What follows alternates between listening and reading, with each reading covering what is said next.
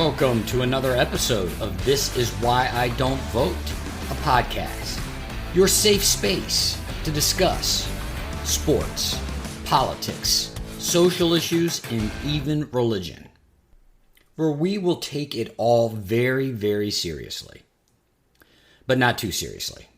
Releasing an episode of the podcast on the 20th anniversary of the attacks on the World Trade Center on September 11th, 2001, I did want to comment, although I do not have a podcast segment about it, I did want to comment on the fact that, once again, the first responders are facing a crisis with regard to the federal health care fund that was begrudgingly extended a few years ago in order to manage all of the problems that the first responders are having with regard to respiratory issues, cancer, all sorts of physical issues. Turns out that there's going to be a monetary shortfall in the healthcare fund as soon as 2025. People today love to send out their thoughts and prayers via a tweet, via an Instagram post, via a Facebook post. Why? Because it's easy. Those people get to break their arm patting themselves on the back about how conscientious they are, how grateful they are, how respectful they are. There's a social media timeline. There's a history that they can humble brag about, all the posts of thoughts and prayers. But as we will discuss later in this very episode, dear listener, people do not care about things that they are not willing to spend money on. Social media posts about thoughts and prayers for the 9/11 first responders? Bullshit. It's bullshit. Want to show you care? Tweet at, post at your U.S. congressional representative, your representative in the U.S. Senate. I'll give you a stock post so you don't even have to think about what to write.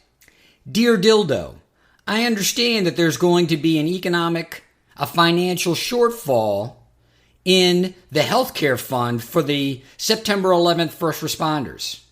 Address as much, or I'll vote your ass out of office. Simple enough.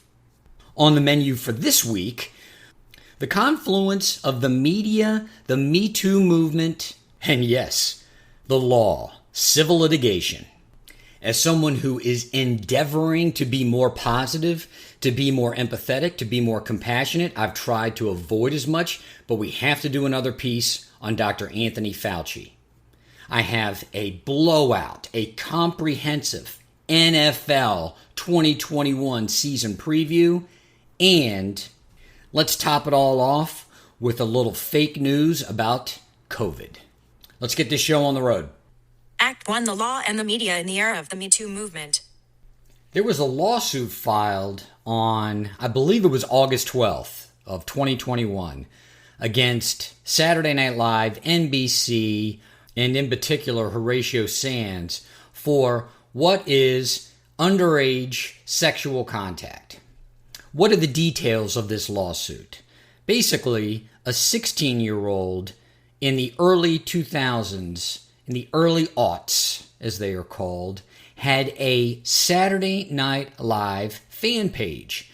That fan page was so popular that it came to the attention of a number of the stakeholders at Saturday Night Live, including producers, including writers, including cast members. One of those cast members was Horatio Sands, who developed a relationship with this 16-year-old girl. As you might suspect, dear listener, it all ended in tears.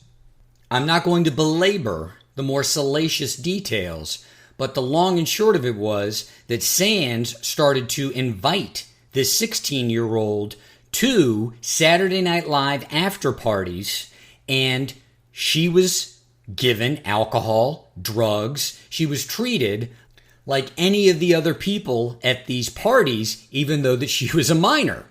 Did these stakeholders at Saturday Night Live know that she was a minor? Yes. How did they know that she was a minor? She volunteered it all the time. In her lawsuit, This girl, this Jane Doe, claims that while 16 years old, she met numerous cast members, she met numerous writers, she met numerous producers of Saturday Night Live, including Lorne Michaels. She was known as the person who managed, who hosted this very popular Saturday Night Live fan page. After providing a space for this young girl to consume alcohol and drugs, did Horatio Sanz treat her with the dignity and the respect of someone who ran a very popular Saturday Night Live fan page? There wouldn't be a lawsuit sitting out there if he did. Unwanted sexual innuendo, unwanted sexual contact. Yes, the works. Did people know about it? Yes. It was evidently an open secret amongst all of the stakeholders at Saturday Night Live, including Jimmy Fallon. Before you negatively react and say it's likely all bullshit, what's interesting is that the complaint that was filed is accompanied by a slew of emails from Horatio Sanz himself, whereby A, he pretty much admits to what he did, and B, is trying to absolve himself of his sins from this girl by saying, I was a different person back then, please forgive me. Why is this a topic of discussion this week, dear listener? First and foremost, I had no idea that this lawsuit existed. I had no idea that these accusations were out there within the public domain. In fact, I believe I became aware of this less than a week ago. So the first week of September of 2021. In the era of the Me Too movement, I would have thought that this would have been big enough news that even someone as disconnected from popular culture, from a lot of the social media apps, those mediums, even someone as far removed as I am would have been made aware of this lawsuit and these accusations. In my preparation for this segment, I did some research online, and there is very little, if any, information specific to this lawsuit and these accusations. And so this piece is less about trying to dissect what is being alleged specifically in this complaint and more towards the confluence of the law and the media and the Me Too movement. Sitting there, dear listener, in your car, in your home, wherever you are at listening to this podcast, we all have an idea in our heads about what we would do if we were faced with certain legal circumstances. You look at these lawyers who are advertising on TV, on billboards, you see attorneys who are media darlings, who are constantly in front of the camera. And we have, as an attorney, I have a negative connotation when we see these things. As a consumer of legal services, or as a potential consumer of legal services, your opinion, dear listener, that negativity persists. That negativity will help influence the way you make a decision about an attorney that you would potentially hire. Although in my gut, although instinctively, I may also have that same negative response to seeing an attorney on a billboard, to seeing attorneys that are media darlings, that are constantly on television. I understand something, and that's the nature of this segment. I understand the necessity of being able to create that media space, to being able to have that access. So let's start with access. Let's start with attorneys. Let's start with Me Too. Let's start with the confluence of law, media access, and these types of Me Too claims. When I was a younger, frankly, more naive man, I am willing to sit here and admit I had a very negative opinion about Gloria Allred. If you do not know who Gloria Allred is, first of all, consult your Google machine, Gloria and then Allred. Many a post will pop up to give you a recency bias reference. She represented a number of the women who were making claims against Tiger Woods during his sexcapade debacle roughly 10 years ago. As crazy as it sounds, 10 years ago, Twitter was not Twitter. Instagram was not Instagram. Facebook, even Facebook, was not Facebook. So 10 years ago, someone coming out with an accusation and a hashtag, someone coming out with a social media post, it didn't have the force and the weight that it does in 2021, in 2020. The interesting element about the Me Too movement, it is a confluence of not only a number of things that have occurred in politics, religion, in business circumstances, in social circumstances. It's the confluence of that type of ignorance, if not indifference, and the rise of social media, of a forum where there are enough people paying attention to it that an individual user can raise the consciousness of everyone involved in those mediums. And again, there's enough people in those mediums that it can affect our social consciousness outside of those mediums. But, dear listener, that existed prior to Twitter. That existed prior to Instagram. That existed prior to Facebook.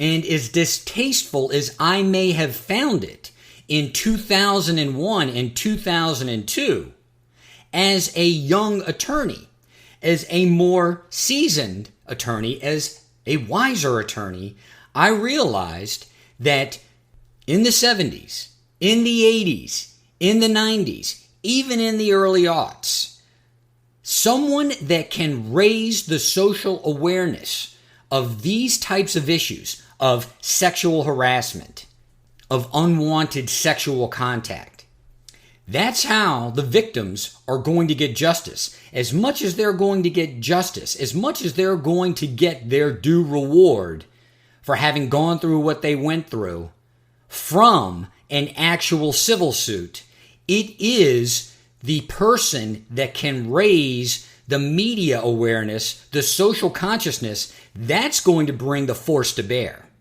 Now, you go out and you have yourself an accident, you get into some sort of situation with a large corporation where you have a civil suit, and you go to the attorney that your friend recommended or this law firm that you have some sort of interaction with, and they've got a really nice office and they've got beautiful furniture and it looks very professional, and you hire them to represent you. They go out, they file a civil suit on your behalf. Here, the wheels of justice are turning in your favor. And no one knows about it. And no one's aware of it. And then you start going through the machinations of the civil lawsuit, the civil procedure process. What have I said over and over again on this podcast in relation to the law, dear listener? Those wheels, they move slowly. And you think to yourself, I unleashed the hounds of hell. I unleashed the dogs of war. And here I am, 6 months later, having to fill out numerous forms for this law firm to provide information. I have to create timelines. I have to provide documents. Where is this hammer of justice? The claimant that hires the Gloria Allred, the claimant that can actually get in front of a camera, not only after having filed a civil lawsuit, but very often prior to having filed a civil lawsuit. That's the claimant that's going to get the attention of the massive corporation, of the superstar athlete, of the politician. You see, when you hire someone like Gloria Allred, a media darling, and she calls for a press conference, the media actually shows up. Gloria Allred, on behalf of the claimant, making allegations, this goes public. In the 70s, in the 80s, in the 90s, in the early aughts, there were attorneys that could call a press conference and the press would actually show up and things would go public. Or as we state it today, as we refer to it today, things go viral. So as much as you want to go into the office of the attorney that looks polished and professional, and the office looks immaculate and clean, and there's a level, a source of confidence in you, in their abilities, you have a sense of trust that you are hiring the most capable, the most knowledgeable advocate. You are making an assumption that all of those things are going to translate into an early resolution of your claim. It's simply not the case, dear listener. If I'm providing you any information during this segment, I'm telling you it's simply not the case.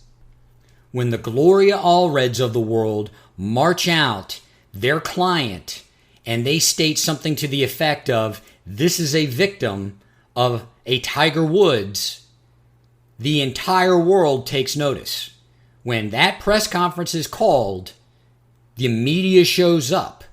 That story circulates. As much as any of those claims have merit, the entity, whether it's a corporation, whether or not it's Tiger Woods, whether or not it's a politician, an actor, a producer in Hollywood, they have no choice but to take notice. They have no choice but to immediately address it. You, dear listener, may have stated as much in your own mind, in conversation with others. Cases shouldn't be tried in the court of public opinion. Folks, the fact of the matter is, cases have always been tried in the court of public opinion, in this country in particular, to the extent that the advocates, that the attorneys actually could drive enough media interest in order to influence the court of public opinion. I'm an attorney. I go out, I retain a client, I call a news conference, nobody shows up. As much as you want to believe it not to be true, that law firm that you trust, that you want to hire with all the nice furniture and all the polished looking attorneys, they call a press conference, no one shows up. I have been in your shoes, dear listener.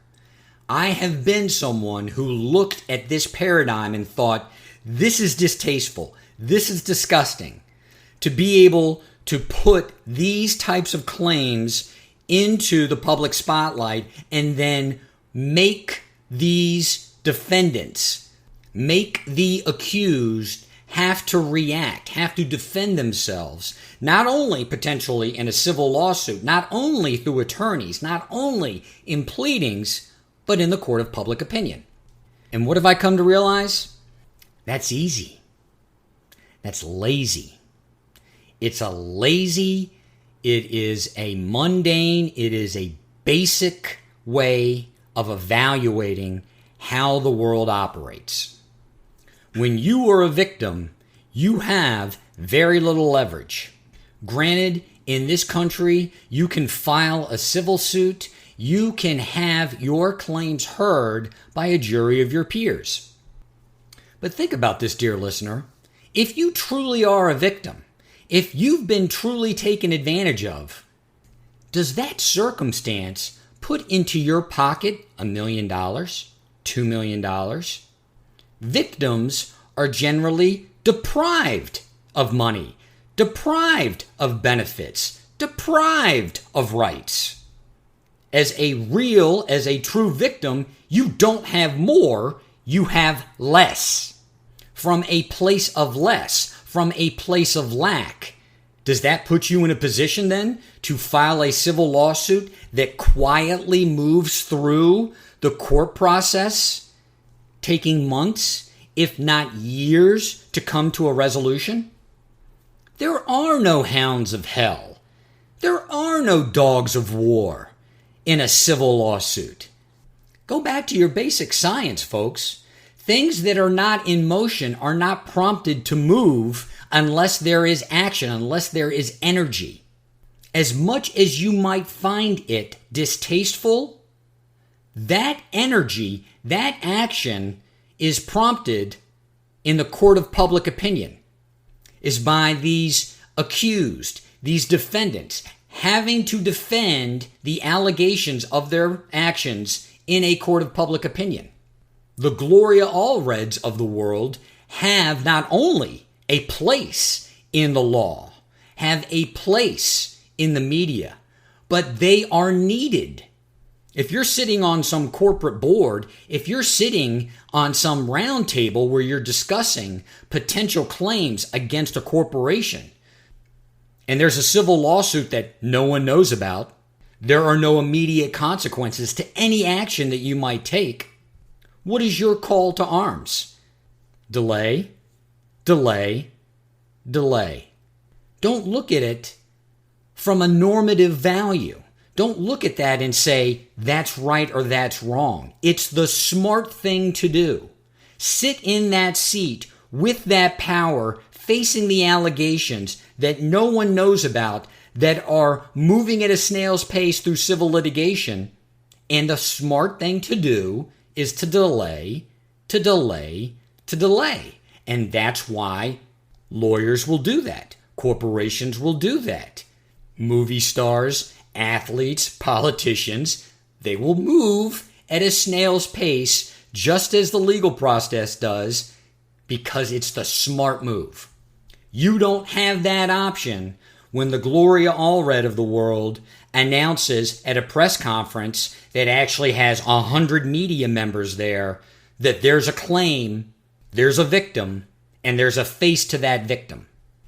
So let's move on to the confluence now of social media and this very paradigm. Because now you don't need the Gloria Allred of the world to actually go out and advocate for you. I don't know that the people who were the impetus of the Me Too movement actually understood what they were doing, but they created the same type of public recognition on a social media app. It came out of society's ever-growing consciousness through social media.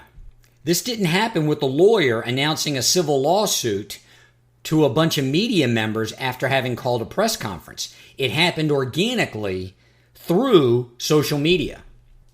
Again, take away your normative valuation, whether you think it's good or bad. Look at it in an objective way.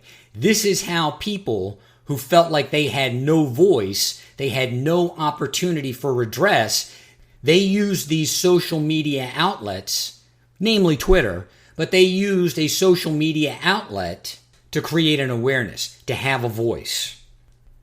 Although it's unique in its manifestation, it's not unique at its source. This has been going on for a very long time. It's just that there have been very few gatekeepers that could actually get in front of the cameras of the media and make everyone stand at attention over the claims of a particular alleged victim. But let's circle back then to the source of this story. There's a lawsuit filed. There's allegations made that basically a 16-year-old was groomed and groped at Saturday Night Live parties by a cast member that was well known to many other stakeholders, including other cast members, writers, producers, in fact, Lorne Michaels himself. This has received little to no media coverage, whether that be mainstream or traditional media or new media, social media. I've touched on this before in previous podcast episodes, previous segments, multiple times. Although we believe social media to be a wide open forum, is it? 100 years ago, newspapers were the gatekeepers of information. And then radio came along and everyone freaked out in the news industry about radio. And then television came along and everyone freaked out in the news industry about television. Here comes the internet. And then not 2 decades later, here comes social media. Each one, when introduced, each one as it was introduced was seen as the new medium to communicate with the public. And it was true. These are the new mediums as they were introduced, sometimes slowly but sometimes quickly, capturing the public's attention, and they were the new forum, the new source for conveying information. But they also were then the new gatekeeper for information. Do you see where I'm going with this, dear listener? We've talked about it before. These social media apps, these social media outlets are now the new gatekeeper of information. These are private companies that can actually control what you see and hear by way of their mediums. So I find it curious that a story like this has not circulated the way I thought it would based on the Me Too movement and the nature of the allegations that are being made, specifically given the fact that in the complaint there is support, there is written confirmation that the allegations of this Jane Doe, this 16-year-old at the time, are in fact true. These allegations go to the heart of one of the traditional media giants. As much as the conduct itself is abhorrent, specific to Horatio Sands, it appears that practically everyone knew. Again, it was an open secret. That certainly implicates NBC itself. Think Matt Lauer 2.0. As much as I'm interested in where this lawsuit goes and how it progresses, I'm also interested in its visibility. Are the attorneys who filed this lawsuit social media dunces? Are they public relations dullards that they have so little awareness about how these types of claims and the interplay with the public attention is necessary? Or is there some effort that this is actually not going to make the social media rounds by way of the gatekeepers, of the actual social media companies? I think it is a fair question to posit in the era of Me Too. And I caution you, dear listener, when you hear stories of this nature, of victims, of allegations, and you think to yourself, these people are simply seeking money and using the court of public opinion to blackmail these alleged perpetrators into some sort of cash payment, you may very well be correct. But understand, it is not the accuser that has to take advantage of this paradigm, of this type of forum. Because of the way our system works, because of the way the accused are empowered to delay, look at the entire matter objectively. Take your normative evaluation out of it. From a market economic standpoint, from the universe achieving balance standpoint, any savvy attorney, anyone placed in a situation where they are now a victim, they need to go public. The nature of public attention is as much a motivating factor to resolve a claim as is any civil lawsuit that is filed, the risk involved in a civil lawsuit, and it is an equal motivating factor as to the guilt and or the shame involved that an accused may feel for having actually committed the act, engaged in the conduct. Bill Clinton, one of my favorite whipping boys, is one of my favorite analogies to use in this situation. You sure are sorry, Mr. Perpetrator. But really, you're sorry that you got caught. And to the extent that that is your nature of remorse, let's put it out in the public forum and see how you react to that. Remember, dear listener, and never forget this. People, corporations, they rarely ever mean it when they say, I'm sorry. Do you know how people actually mean it? Do you know how corporations in particular actually mean it when they say, I'm sorry? They apologize in dollars. Act 2 Dr. Anthony Fauci is Science's Andrew Cuomo. He didn't grab any pussy. But Dr. Anthony Fauci is Science's Andrew Cuomo. Not only is he not authentic in the things that he said, the things that he's done, he's a complete and total liar, and the media has propelled him to a place, to a stature whereby, because he has been so heralded, it is going to be difficult to knock him off this perch. If you are not aware, The Intercept, pursuant to the Freedom of Information Act, FOIA, obtained over 900 pages of documents detailing the work of EcoHealth Alliance, which is a U.S.-based health organization that used federal money from, I believe, the National Institute of Health or the National Institute of Allergy and Infectious Diseases, used money from the United States to fund the coronavirus research on bats at the Wuhan lab in China. What salacious tidbits of information are in these documents? Well, first and foremost, Fauci is a complete and total liar. Not only did he author the gain-of-function research definitions, he knew well enough that the funding of the research at the Wuhan lab very likely fell into the gain-of-function research definitions, and thereby tried to obfuscate whether or not that research did in fact qualify as gain-of-function. As I stated in a previous podcast, in a previous segment, the fact of the matter is Western nations, the United States in particular, want to see the results of that research. What these documents make clear is that many of the researchers, many of the scientists who are in positions of power, in positions of authority, really don't give a damn about the dangers of this research. They're more interested in the results. I don't think that these scientists, if you want to call them that, in any way, shape, or form agree with the fact that the United States has banned such research.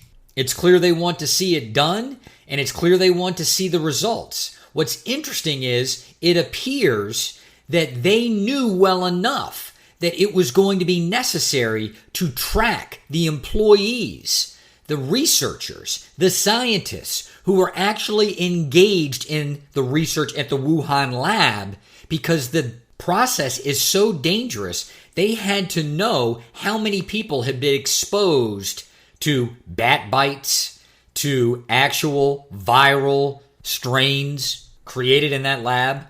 If the concerns of the stakeholders involved in these documents is taken at face value, it appears that many of them knew that the risks involved with these experiments was extreme. Extreme.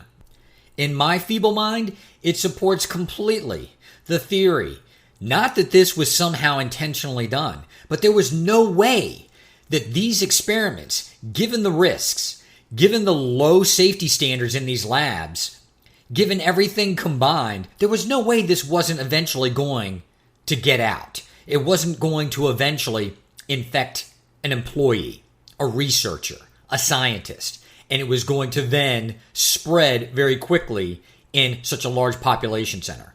It was an accident, but it was a foreseeable accident.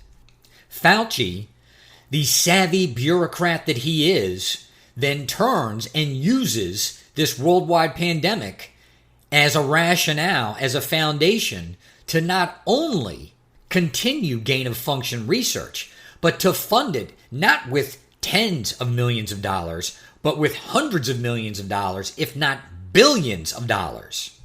Never let a good crisis go to waste. The media, for its part, mainstream and even new media, has been slow to address this story, just as they were with the pussy grabber in chief, Andrew Cuomo. Having built up these people into demigods, having built up these people to be icons, placing them on this pedestal, it's very difficult for the media to report on anything that might contradict the narrative that the media itself has created.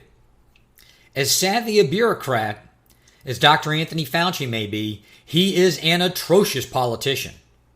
And although a media darling, I think he's going to soon find, consistent with many other politicians, many actors and actresses, many athletes, the media is not your friend. Once that tide turns, the weight of it, the brightness, the heat of those lights, he is going to melt under that pressure. But who might he take with him? I've read these news stories, as you may have, dear listener, about anecdotally how Joe Biden's ratings are very low. The Democratic Party is not having much success in communicating its message. That there's a real threat starting in just a couple of months with the 2022 election cycle. I mean, unfortunately, it's literally about 60 days before we start getting inundated with ads about the midterm elections. There's a high likelihood that the Republicans could take back the Senate and make significant gains in the House. When you read stories about the only significant domestic legislation that the Biden administration has actually passed, the economic relief bill that was signed, that money hasn't been distributed to anyone. There are millions, if not billions of dollars in federal and state coffers that are just sitting there. No infrastructure bill as of yet. Although some people think it will play, I don't know that he's going to suffer. I don't know that Biden's going to suffer for what happened in Afghanistan.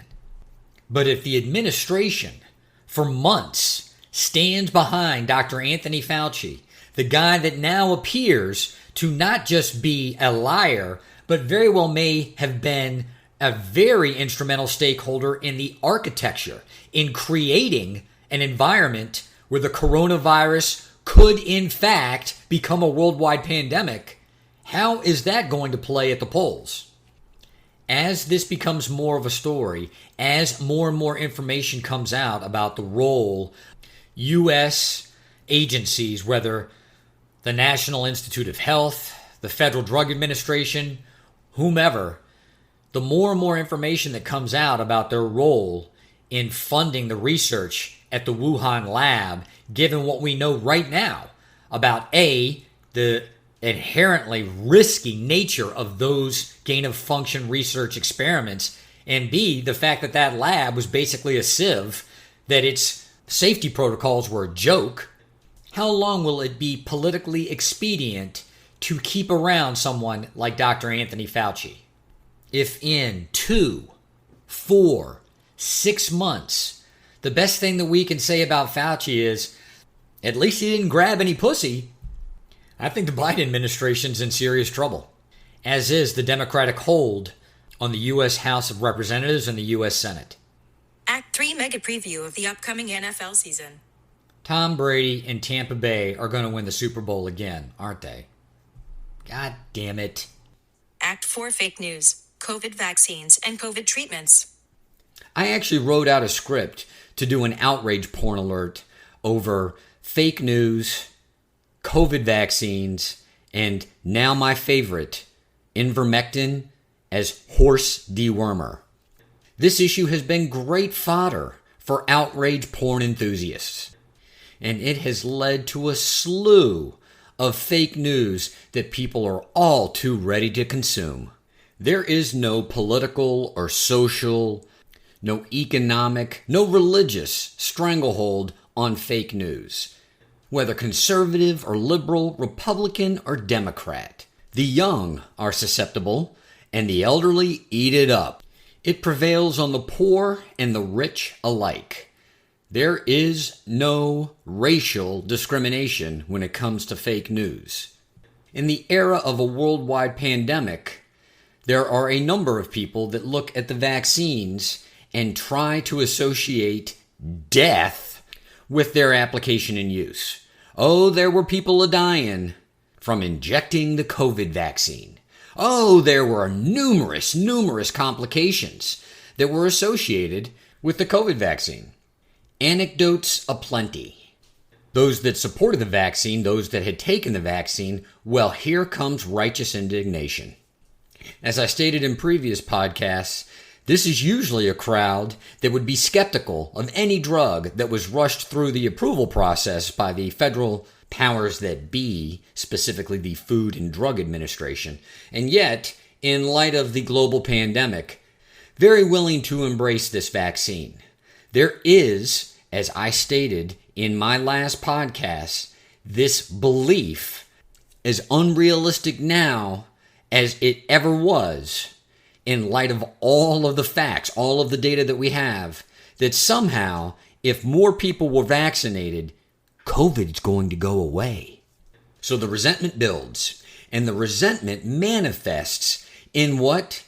Some good old-fashioned fake news. Now, the douchey righteous indignation of the pro-vaccine crowd is quite disgusting. Seeing people online, seeing people even in positions of authority celebrating those that A, were not vaccinated and B, contracted COVID, it's quite disturbing. Again, as time passes, more and more people are going to come to the realization. It doesn't matter if 95% of the people on planet Earth were vaccinated. COVID isn't going away. COVID is going to be with us for the rest of our lives. We are going to manage it as we would manage a cold or as we would manage the flu. Medical professionals have already, medical facilities have already advanced in their treatment and care such that it's very unlikely that if you contract COVID and you are otherwise a healthy person, that A, you're going to need to be hospitalized, and B, you could actually die from COVID. Because the vaccine crowd is so resistant to this reality that yes, COVID is going to be a part of our lives for the rest of our lives, they are now susceptible to fake news. And what fake news are they buying hook, line, and sinker? Ivermectin. Ivermectin. Horse dewormer. Ivermectin has been a drug used successfully, billions and billions of prescriptions for over 40 years for treatment in humans. Yes, it can actually also be used in the treatment of animals. When you hear health officials, when you hear popular culture media pundits saying things like horse dewormer and horse goo, these types of terms, this use of language, these references, they sound like they come straight from the playbook of one Donald J. Trump. Yet the people who are using such terms would consider themselves as as in opposite to Donald Trump as any human being on the face of the earth. Can you see it, dear listener? Can you see the cognitive dissonance? It's striking. Pro-vaccine, anti-vaccine, these people are all the same. They will believe anything that supports their preconceived conclusions. And then they do what? They project this animosity, this frustration, this resentment onto the other side. They are literally projecting what they hate in themselves onto other people. And they're using COVID and the vaccine issue as an excuse. I consider myself an educated person. I consider myself a knowledgeable person. I've looked at the news. I've looked at data. I do not believe that the COVID vaccine has killed anyone, and I do not believe that there are serious side effects from taking the COVID vaccine. Likewise, after having gotten COVID and after having taken ivermectin, along with prednisone, along with erythromycin, along with vitamin D, my COVID experience was no doubt mitigated by the consumption of those drugs. I felt terrible on a Monday. I felt better by Saturday. I wasn't ready to go and participate in a triathlon, but I felt much, much better after consumption of A, ivermectin, B, prednisone, C, erythromycin, and yes, D, vitamin D. See what I did there? If you refer to ivermectin as horse dewormer or horse goo, you are no different than anyone who is claiming that the COVID vaccine kills people and otherwise causes irreversible medical issues, irreversible bodily harm. Flip sides of the same coin. I am trying, dear listener, to be less judgmental, to be more empathetic, to be more compassionate. When I look at this situation in an attempt to be empathetic, in an attempt to be compassionate, a lot of this stems, of course, from uncertainty. Whether on the left or right, conservative or liberal, whether a Republican or a Democrat, whether old or young, no matter the race, no matter the religion, this level of uncertainty, it's disconcerting to all. And it's striking to me how so many people who consider themselves independent-minded, people who consider themselves educated, people who consider themselves balanced, rational, reasonable in their approach to life, their fellow man, politics, social issues, religion, how so many of these people are now bought in to simplistic, to simple-minded rhetoric that is in fact in opposite of the science. That is in fact in opposite to the data. Follow the science was a hashtag that trended for a while, but like anything else that trends, it's gone out of style.